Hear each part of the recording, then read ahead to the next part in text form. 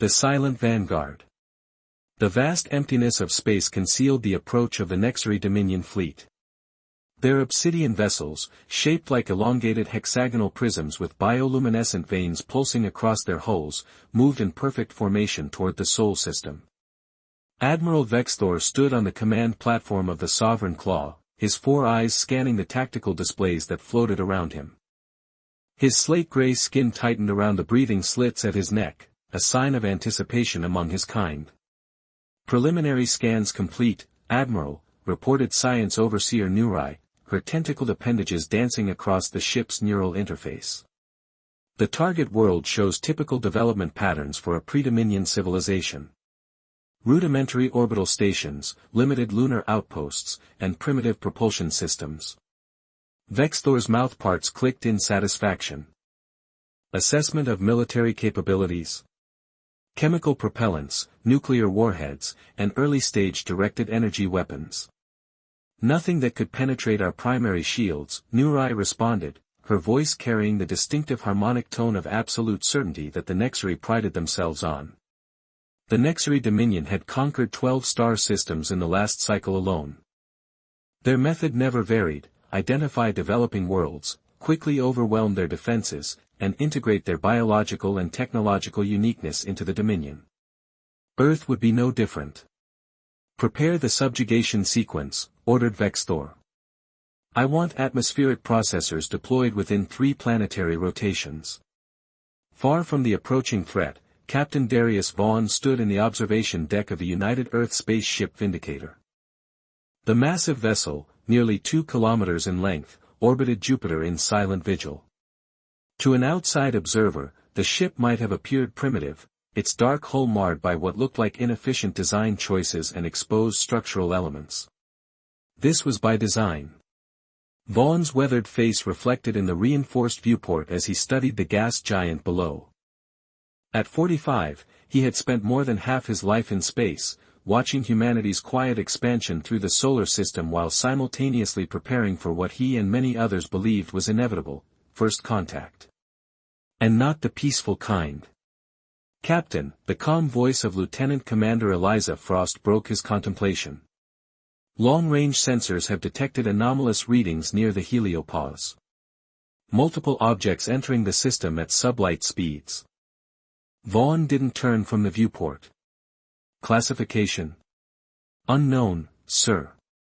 Size and formation suggest an organized fleet. Definitely not civilian. Now he turned, his dark eyes meeting Frost's.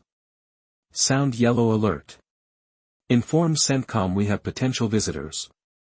Maintain stealth protocols until we have visual confirmation. Throughout the Vindicator, crew members moved with practiced efficiency. Unlike the chaotic emergency responses depicted in ancient science fiction, the ship's personnel operated with quiet determination. They had trained for this moment for years. In the ship's tactical center, Weapons Officer Marcus Okafor initiated the silent awakening of systems that had remained dormant since the Vindicator's commissioning 3 years prior. Power signatures are stabilizing, he reported to First Officer Jiao Wei. Quantum defense grid at standby. Maser arrays charged. Gravitic distortion generators online but masked. Wei nodded, her expression betraying nothing of the tension they all felt. Keep everything sub-threshold. We don't want to announce our capabilities before we need to. The discovery that Earth was not alone in the universe had come nearly 15 years earlier, when a deep space telescope captured images of what was unmistakably artificial construction around a distant star. The revelation had been kept from the public as governments worldwide realized the implications. In unprecedented cooperation, the major powers had pooled resources and knowledge to prepare for the possibility that humanity's first cosmic neighbors might not come in peace. The Vindicator was the culmination of that effort, a ship that appeared conventional on cursory scans but concealed technologies decades beyond what humanity publicly acknowledged possessing. Visual confirmation in 30 seconds, announced the sensor officer. Vaughn returned to the bridge, taking his command chair with practiced ease. On screen. The main display shifted to show the approaching fleet, dozens of obsidian vessels moving with unnatural precision. No deceleration, noted Frost. They're maintaining approach vector directly toward Earth. Not exactly announcing themselves with diplomatic protocols, are they? Vaughn's voice carried a grim certainty. He'd spent his career preparing for this moment, hoping it would never come. Begin approach. Let's see if we can get their attention before they reach Earth. The Vindicator's engines flared to life, accelerating the massive ship toward the incoming alien fleet. To the casual observer, the human vessel appeared to be making a courageous but futile gesture, a single ship against an armada. Admiral Vexthor's attention shifted as tactical alerts sounded on the Sovereign Claw's bridge. Single vessel approaching, Admiral, reported Fleet Commander's Rel. Primitive design, consistent with their orbital habitats. Likely a greeting or defensive response. Vexthor's upper eyes narrowed while his lower pair focused on the tactical display. Curious. Scan the vessel. Scans indicate metallic hull composition, chemical propulsion systems, rudimentary energy emissions, Nurai reported, her tentacles dancing across the neural interface. Marginally more advanced than expected, but nothing concerning. They send one ship to face our fleet.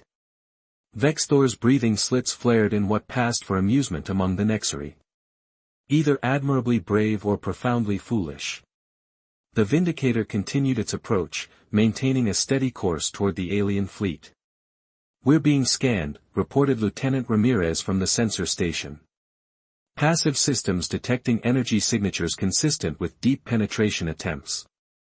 Vaughn exchanged glances with Wei. Let them see what we want them to see.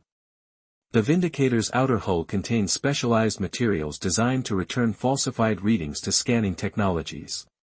Beneath that deceptive exterior lay systems that humanity had developed in secret, quantum computing networks, gravitational manipulation technology, and weapons systems that could create localized distortions in spacetime itself. Incoming transmission, announced Communications Officer Thea Nakamura.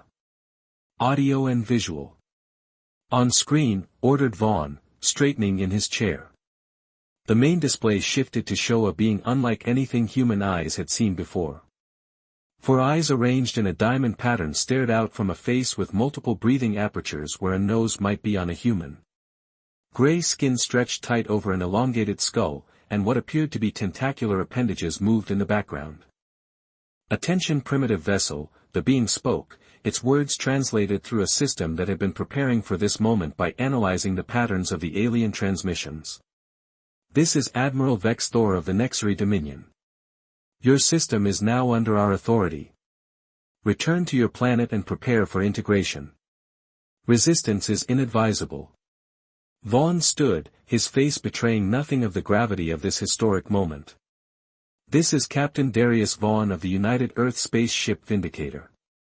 You have entered restricted space without authorization. Power down your weapons systems and prepare to be escorted out of the Sol system, or we will consider your presence an act of war. A sound emanated from the alien that might have been laughter.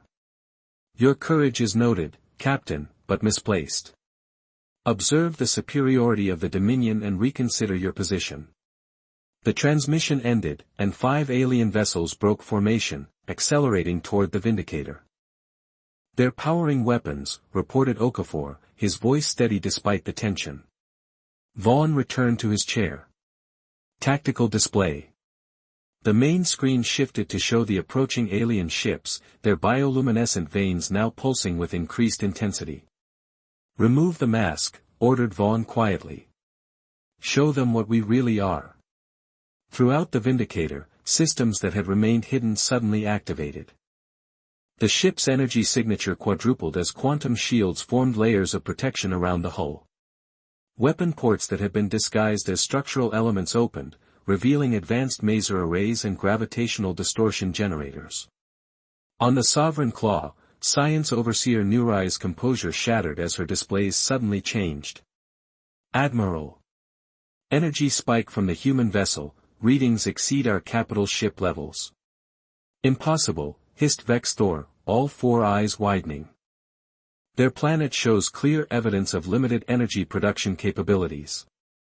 The human vessel is firing, cried Fleet Commander Zrel. The Vindicator released what appeared to be a small projectile. It moved with impossible speed, creating a visible distortion in space behind it. Before any countermeasures could be deployed, it struck the lead Nexari attack ship. The vessel didn't explode, it simply ceased to exist, along with a spherical section of space around it. Silence fell over the Sovereign Claw's command platform as the tactical display updated to show the sudden absence of the attack ship Relentless Hunter. Report, Vextor finally managed, his voice barely containing his shock. Complete atomic dissolution, Nurai responded, her tentacles trembling.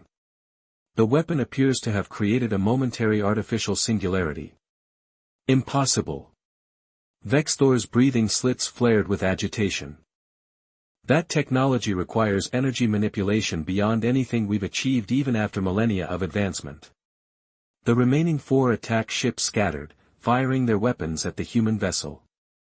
Crystalline energy beams that should have vaporized the Vindicator merely flared against its quantum shields. Return fire, ordered Vaughn. Targeted maser burst.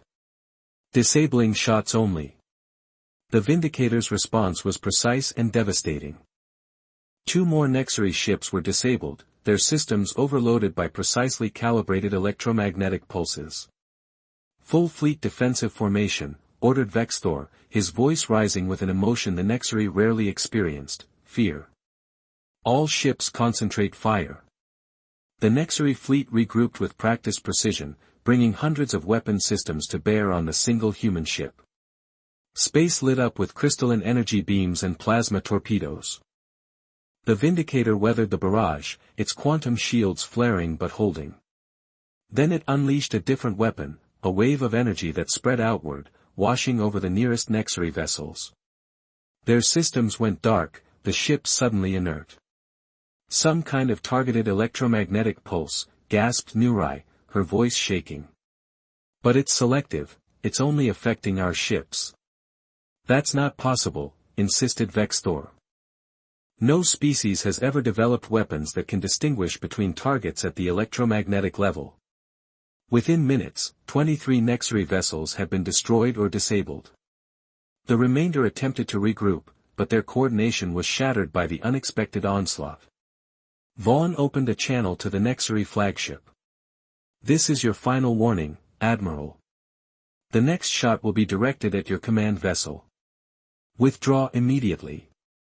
Vextor stared at the human captain, searching for signs of bluff or deception. He found none. Admiral, said Fleet Commander Zrel quietly, the human vessel has locked weapons on our position.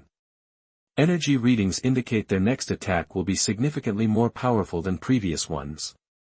For the first time in his distinguished military career, Admiral Vextor gave the order he'd never imagined would pass his mouthparts: signal the retreat.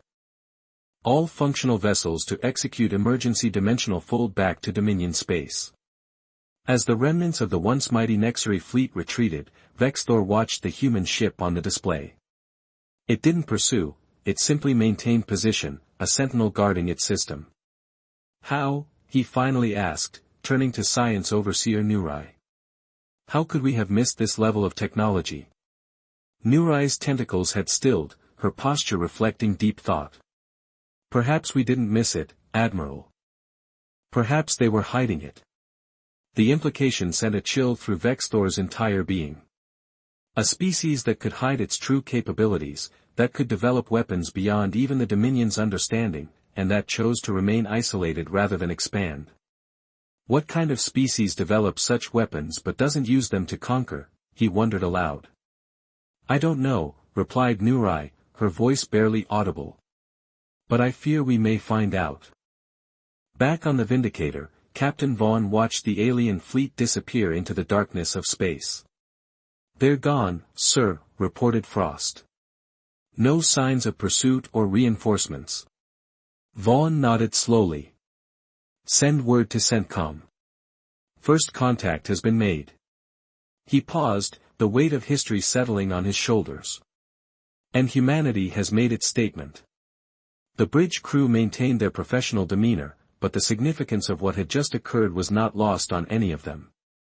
Humanity had just announced its presence to the galaxy not as an easy conquest, but as a force to be reckoned with. What none of them could know was that this first encounter would set in motion events that would reshape not just Earth's future, but the political landscape of an entire sector of the galaxy. Retriu B. The Diplomatic Gambit. The Grand Assembly Chamber of the Nexary Dominion had never witnessed such disarray. 64 fleet commanders, 12 science overseers, and the 5 evolution guides who formed the ruling council had gathered in emergency session. The chamber's organic architecture, living walls that pulsed with bioluminescent light, reflected the agitation of its occupants, shifting from the usual calm blue to an anxious amber. Admiral Vexthor stood at the center of the chamber, his posture rigid as he completed his report. The holographic display behind him showed the devastating encounter with the human vessel in merciless detail. The human warship Vindicator neutralized or disabled 23 of our vessels in less than one planetary rotation, he concluded, his voice maintaining professional detachment despite the humiliation. Their technology demonstrates capabilities we believe to be theoretical at best. Fleet Commander Zathras's mouthparts clicked in skepticism. One ship, Admiral, against our bioorganic fleet. Perhaps your sensors were malfunctioning. I've reviewed the data myself, interjected Science Overseer Nurai before Vexthor could respond. The recordings are accurate. The human vessel deployed weapons that created localized singularities and targeted electromagnetic disruption fields calibrated specifically to our neural networks. Evolution Guide Trenlock, the eldest of the council, leaned forward. His ancient skin had faded to a pale gray with age. In 12 planetary conquests, we have never encountered such resistance. What makes these humans different? We've been conducting intensive analysis since our return, said Nurai, her tentacles moving with the precision that indicated deep scientific focus. There are several anomalies that may explain their unexpected capabilities. She activated a holographic display showing the Sol system. First, their development pattern is highly unusual. Most species we've encountered show relatively consistent technological advancement across all domains. The humans have extreme variation. They developed nuclear weapons before achieving reliable spaceflight. They created global communication networks before solving basic resource distribution problems. Inefficient, noted Fleet Commander Zathras. Perhaps, continued Nurai, but it creates unpredictable advancement spikes. More concerning is their information pattern. The hologram shifted to show a complex network visualization. Most developing civilizations broadcast their capabilities openly, scientific achievements, military demonstrations, industrial capacities. Humans compartmentalize information to an extreme degree. What they show publicly may represent only a fraction of their true capabilities. Evolution Guide Vorkatha's skin shifted to a skeptical orange. You suggest deliberate deception on a planetary scale? I suggest a species that evolved with unusual threat responses, replied Nurai. Their biological history shows they were both predator and prey on their home world. They developed hierarchical social structures with complex internal competition alongside cooperation against external threats. A species that wars with itself cannot achieve true technological greatness, said Trenlock dismissively. This is established evolutionary doctrine. Nurai's skin flashed briefly with the purple of scientific excitement. That's just it, Guide. The humans appear to defy that doctrine. Their internal conflicts seem to accelerate rather than hinder their technological development. Their weapons technology, in particular, demonstrates advancement rates approximately 267% faster than their general technology curve would predict. An uncomfortable silence fell over the assembly as they processed this information.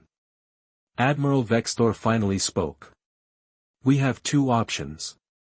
We can assemble the Grand Fleet, all 5,000 vessels, and overwhelm this system through sheer numbers. Or we can attempt diplomatic contact to better understand what we're facing. The assembly erupted in chittering debate. The Nexary Dominion had never considered diplomacy with a pre-Dominion species before. The very concept was alien to their expansionist philosophy. Evolution Guide Trenlock raised his primary limbs, silencing the chamber. Before we decide, I want to understand what happened after the engagement. The humans had clearly superior firepower. Why didn't they pursue and destroy your remaining forces, Admiral? I've been analyzing that question, Guide, replied Vexthor. The simplest explanation is that they're territorial, not expansionist. They had the capability to destroy us but chose demonstration over annihilation. Or they have limited resources, suggested Fleet Commander Zathras. Perhaps they can only field a small number of these advanced vessels. If so, said Vexthor, why reveal such capabilities against a relatively small invasion force? No, I believe they were sending a message. Trenlock's ancient eyes studied the holographic display showing the human ship. What message would that be, Admiral? That they wish to be left alone, Vexthor replied. But are fully capable of defending themselves if provoked. Back on Earth, a similar meeting was taking place in the underground chambers of the United Earth Defense Council. Unlike the organic architecture of the Nexary, this room was all sharp angles and reinforced concrete, a bunker designed to withstand nuclear attack, buried beneath the Rocky Mountains. General Helena Rodriguez, Supreme Commander of Earth's Defense Forces, stood before the assembled military and political leaders from around the world. The Vindicator performed beyond expectations, she reported. Captain Vaughn executed the first contact defense protocol perfectly.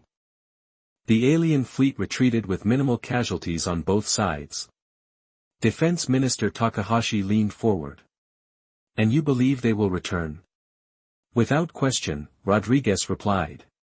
Our analysis of their formations and tactics suggests a highly organized military hierarchy. They won't simply accept defeat.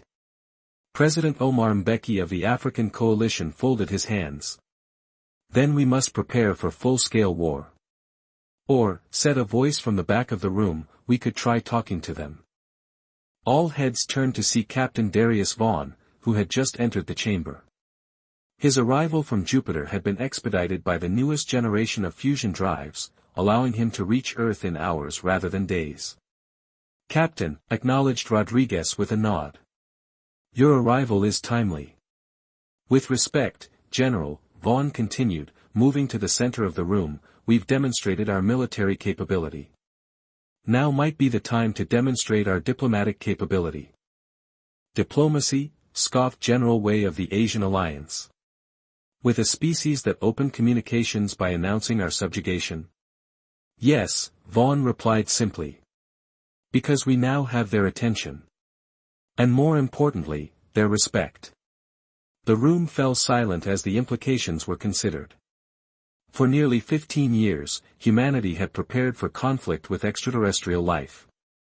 The possibility of peaceful coexistence had always seemed like a naive hope, a dream that belonged to an earlier, more optimistic era of science fiction. What do you propose, Captain? Asked President Mbeki finally. A meeting, Vaughn replied. On neutral ground. Jupiter's moon Europa. We invite their leadership to discuss alternatives to conflict. And if it's a trap, asked Rodriguez. Then the Vindicator and her sister ships will be ready, Vaughn answered. But I don't believe it will be. There was something in their retreat, not just fear, but confusion. We defied their expectations. That gives us an opening. After hours of debate, the Council reached a decision. They would extend an invitation to the Nexary while simultaneously accelerating Earth's military readiness. It was a gamble, but one with potentially existential stakes. 7 Earth days later, a single Nexary vessel approached Europa.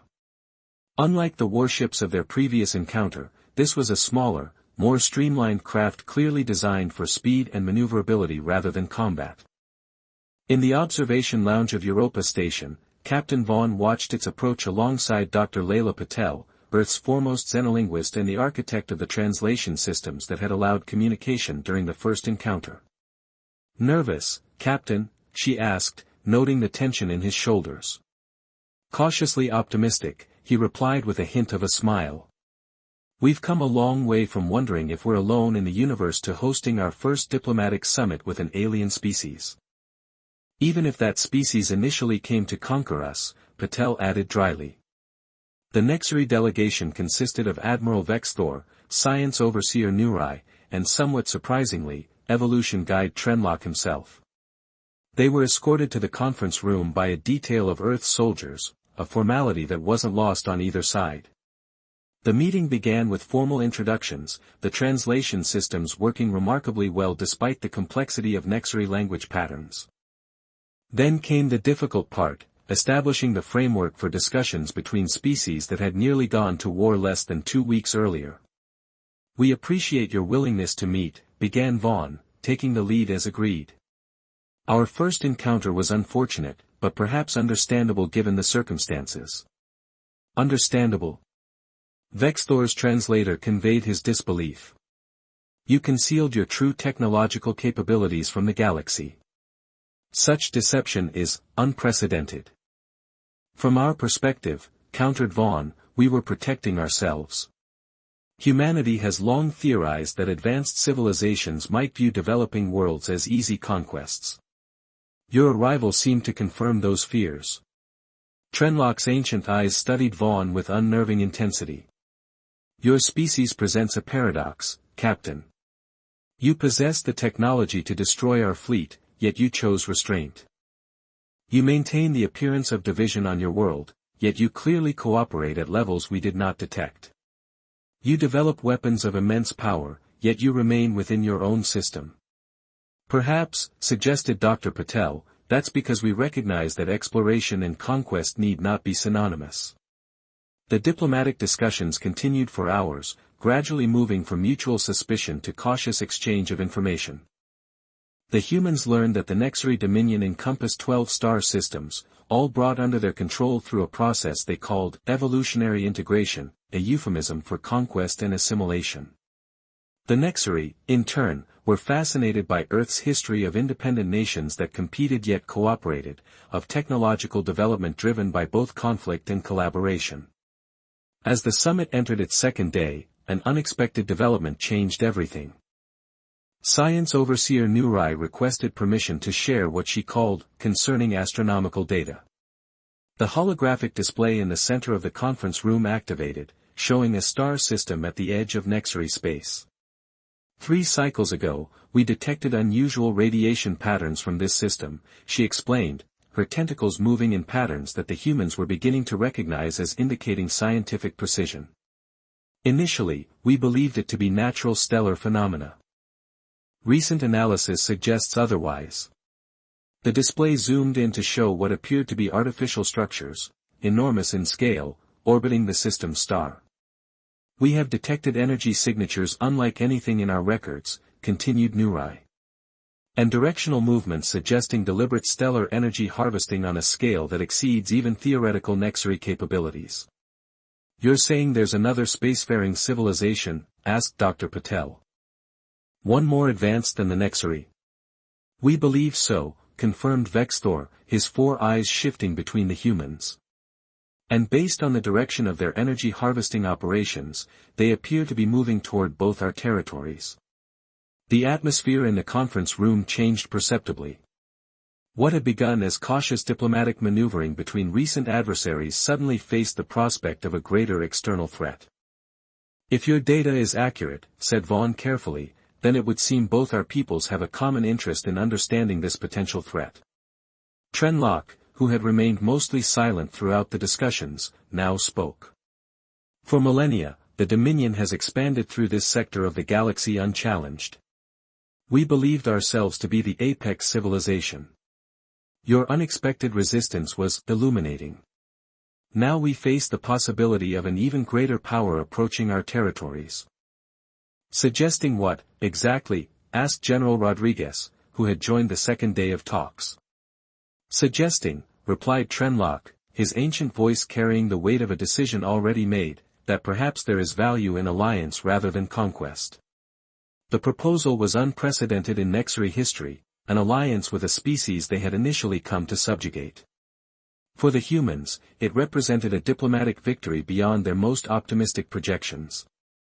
Yet both sides approached the possibility with appropriate caution. Trust will take time, noted President Mbeki in a secure communication from Earth. But shared threats have a way of accelerating the process. Over the next 3 days, the framework for cooperation was established. The Nexari would share their stellar cartography data, showing the positions of known civilizations and unclaimed star systems. Humanity would share some of their unique technological innovations, particularly in quantum computing and materials science. Both sides carefully avoided sharing weapons technology, maintaining their respective defensive advantages. It was an alliance of necessity, built on pragmatic mutual benefit rather than shared values or trust. As the summit concluded, Captain Vaughn and Admiral Vexthor met privately in the observation lounge overlooking Europa's icy surface and Jupiter's massive presence beyond. "Your species continues to surprise me, Captain," admitted Vexthor. "In all our evolutionary history, the Nexari have never formed an alliance with a non-integrated species." "First times for everything," replied Vaughn. "Though I suspect your council is still debating the wisdom of this arrangement." "As your leaders must be," countered Vexthor. "This alliance is unprecedented. It will require adjustments on both sides." Vaughn gazed out at the stars visible beyond Jupiter's glow. 15 years ago, we discovered we weren't alone in the universe. We prepared for the worst while hoping for the best. Now we face a future neither of us anticipated, potential cooperation against an unknown threat. "The stars have grown darker, Captain," Vexthor's voice carried a solemnity that transcended species differences. "Whatever approaches from the edge of known space, I suspect it will challenge both our civilizations in ways we cannot yet imagine." "Then it's fortunate we're no longer facing those stars alone," responded Vaughn. As the Nexari vessel departed Europa the following day, humanity and the Dominion entered an uneasy alliance, born not from friendship or shared values, but from the most ancient motivation of all, survival against a greater threat. What neither species could know was that the mysterious structures harvesting stellar energy at the edge of Nexari space were merely the vanguard of a civilization that had been expanding through the galaxy for millennia, a civilization that viewed both humans and Nexari as little more than resources to be harvested in their relentless consumption of worlds. The true test of the alliance was yet to come.